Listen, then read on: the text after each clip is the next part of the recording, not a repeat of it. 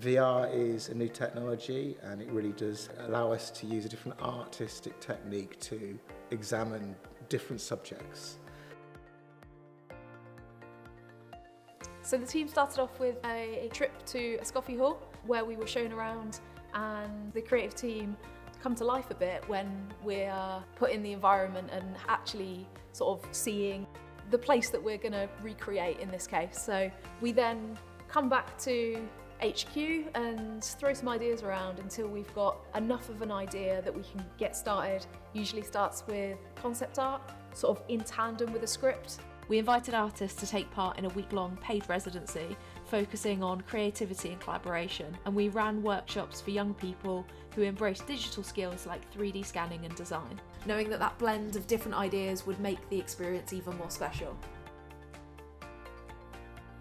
It starts with a lot of research and concept art, but then very early on we're exploring things in 3D, so in 3D space, in the computer, working out kind of the layout and the design of a space. Yeah, there's a lot of work in trying to work out scale, working in Blender to kind of build these objects, and when people go into VR it needs to be at the correct scale. So we mainly use Blender and Unreal, and they work really well together. When we're doing environments we get into Unreal as quickly as possible so we can start testing it and kind of moving things around quite quickly. But Blender's really good, even from a concept art stage, just throwing things around, taking a screenshot, drawing over the top, and exploring a few different ideas. I've been mainly using Blender to create 3D models, so that would be a combination of hard surface modeling and then also with sculpting, which is artistic, it's like working with clay. Using the tools inside of Blender to prepare models for environments or to rig them for motion capture.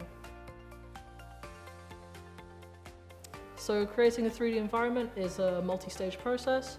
You kind of start out with a block out, so you have a very basic rudimentary shapes, squares, planes, cylinders, and then you move up, you create a basic model of everything, you don't texture it yet.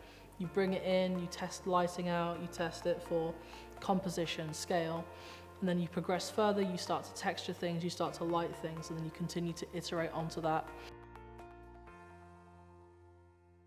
For VR, there's always challenges. It continually have difficulties with knowing if somebody's holding on to something, whether the hands are holding on to something when they stop being tracked. And sometimes it's trial and error. We just have to work out what people might do and then find ways of stopping them from breaking.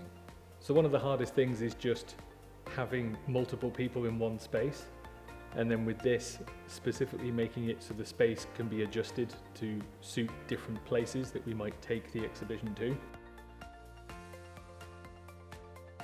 A lot of it will just be testing and kind of getting things to where we want them visually and creatively, but then making sure we haven't broken anything, or making sure that the tracking is accurate enough that people don't walk into each other. So all those things are things that happen towards the end of a project because everything else kind of needs to be in place before we really can nail those things down.